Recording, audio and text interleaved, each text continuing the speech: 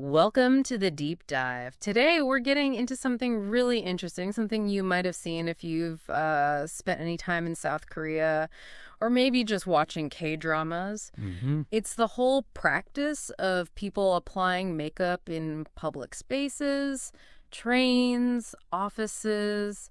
It sparked a lot of talk, even like heated arguments. We want to unpack why. Yeah, it's definitely more than just, touching up your lipstick. It's really a fascinating window into societal expectations, these deep cultural norms, and how people just, well, cope in a really fast-paced world. Right. We'll be looking at how much appearance seems to matter in South Korean society, the kind of pressure that creates, and then these really different views on public makeup. Is it just practical? Is it bad manners? Or something else entirely? And we've got quite a bit to draw on for this commentary from CNA. Some really lively discussions on Reddit, even etiquette guides should help us get a good handle on it. Okay, let's dive in. Let's do it. So, to really get this whole public makeup thing, we first need to set the scene, right? What is it about South Korea that makes appearance like so central to everyday life? It's pretty striking, actually, how deep that value runs. Yeah. There's this saying, the good-looking wins over half. Wow. Yeah.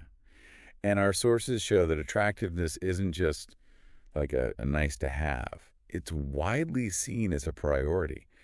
Especially for younger people, they often connect looking good directly with, well, success. And you see that in practical ways. Oh, absolutely. Yeah. Like companies often asking for photos on resumes, sometimes even height and weight. Seriously, height and weight. Yep. And you even see job ads, maybe for part-time stuff, that just straight up say good looks will be taken into consideration. It's quite blunt. And this starts young, doesn't it? I was reading that teenagers get really invested in beauty, makeup, even thinking about plastic surgery, sometimes getting procedures as like graduation gifts. Exactly. It starts incredibly early.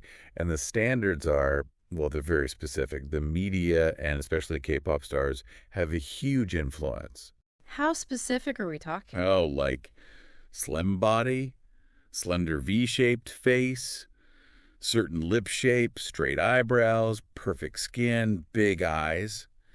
Even this thing called edgiosol, that little bit of puffiness under the eyes, it's meant to look youthful. Right, I've heard of that. But this intense focus, it unfortunately contributes to a lot of body dissatisfaction, lower confidence among Korean women compared to women elsewhere.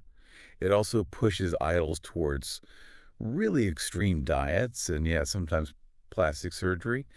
And that definitely influences teenagers. Okay, so if appearance is that critical, it kind of makes sense that women feel this immense pressure to keep it up. But how does that play out day to day? Like in public, on the Yeah. commute, or at work? That's where it gets really visible, right? That's exactly where it becomes so revealing. And you Yeah. even see public figures grappling with it, like Shuwa from the group, GIDL. Yeah. She's talked about how frustrating it is to constantly be asked why she doesn't wear makeup or do her nails or dye her hair. She just prefers to look natural. She said something like, everyone wants different things. I'm just going to love myself the way I am. Good for her. Yeah. And her no makeup selfie got like hundreds of thousands of likes. So maybe there's a bit of a counter movement starting there, a pushback. That's a really powerful statement. So it's not just about your personal choice, maybe, but this feeling that makeup is part of, Yeah. what was it, proper decorum. I think one source mentioned that. Exactly. The CNA commentary pointed that out. Women are often told it's just polite, basically. Rude to show up without cosmetics. So if you don't wear makeup, people comment. Oh, yeah. People might say you look tired, kind of implying you didn't choose not to wear it, you just failed to. Wow. There was this story from a 25-year-old woman. She said she got asked, "Are you sick? Or have you given up on doing your makeup?" Like 10 times in one day when she skipped it because of work. 10 times. That's intense, almost intrusive. It really illustrates the kind of constant low-level social pressure.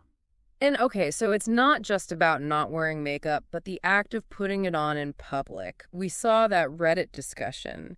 Someone asking if doing a full face, like foundation to hairspray, in an office common area is considered normal.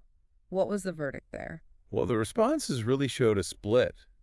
Most people seem to agree that, quick fixes, touching up lipstick, patting on some cushion foundation, that's normal and super common. Okay, that makes sense. But the full routine, Yeah. especially things with strong smells like hairspray, that was mostly seen as not normal, maybe pushing it.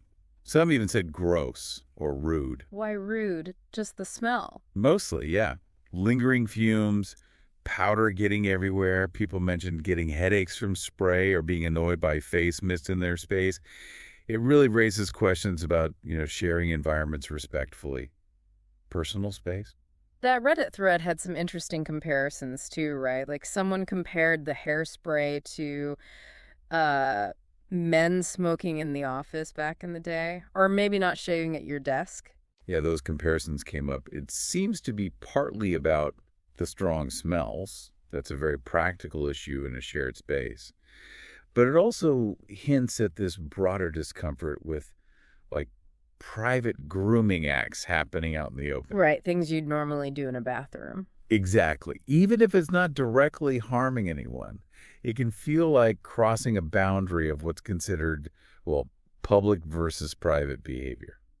Okay, so if we boil this down, the heart of it seems to be this tension.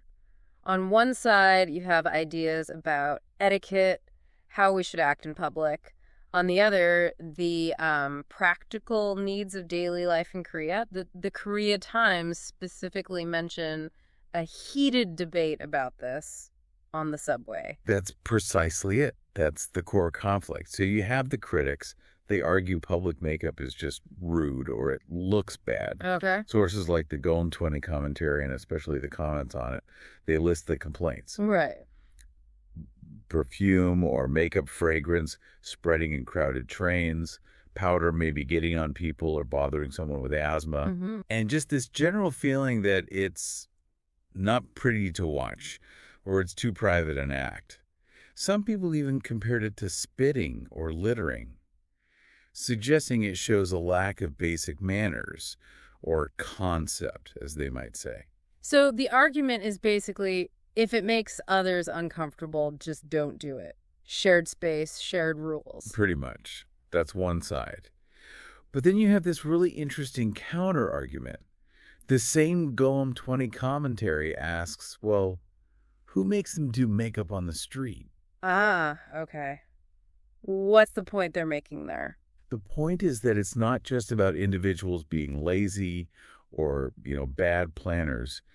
It's often a direct result of the intense societal pressure we talked about, combined with the demanding schedules many working women face. Right. The article argues that for many, makeup isn't really a choice in Korea. It's framed as a necessary act.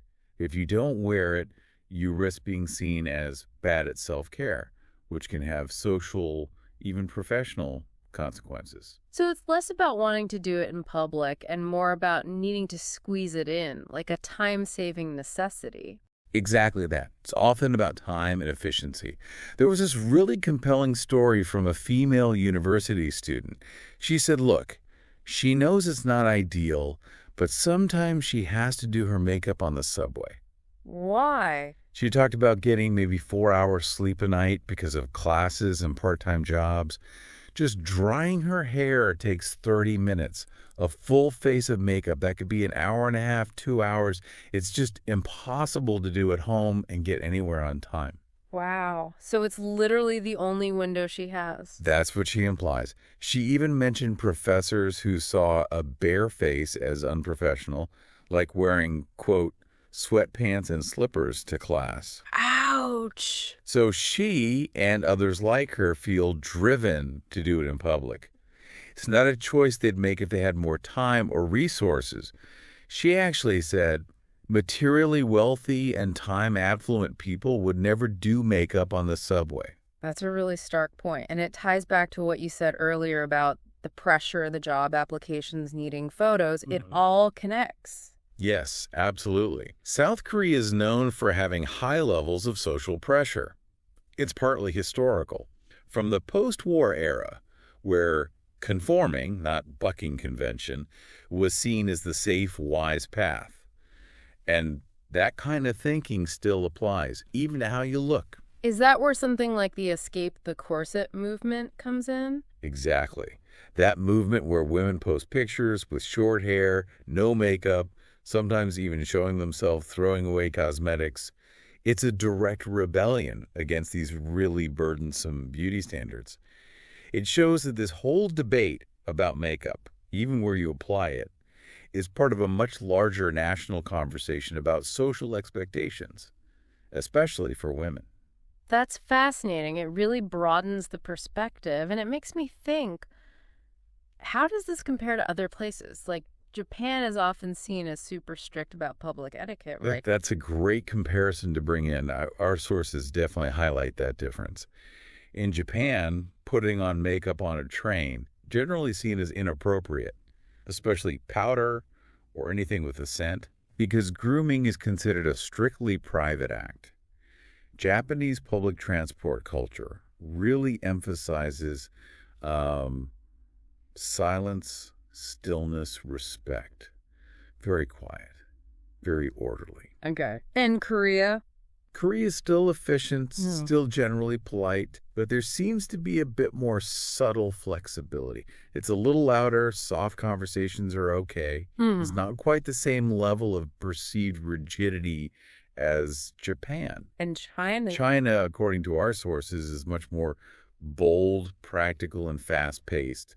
People talking loudly on phones, eating food with strong smells on public transport, much more common, less frowned upon. So etiquette really isn't universal at all. It's totally cultural. Exactly. What's rude on the Tokyo Metro might be perfectly fine on the Beijing subway, and the Seoul subway seems to be navigating this interesting space somewhere in between. It shows how localized these norms are. Okay, so we've covered a lot. The huge pressure around beauty standards in South Korea, this kind of fascinating pushback against it, and then this very real, very heated debate playing out every day on subways, in offices. It's clear there are strong feelings. You've got the desire for public spaces to be comfortable for everyone. No strong smells, no overly private acts.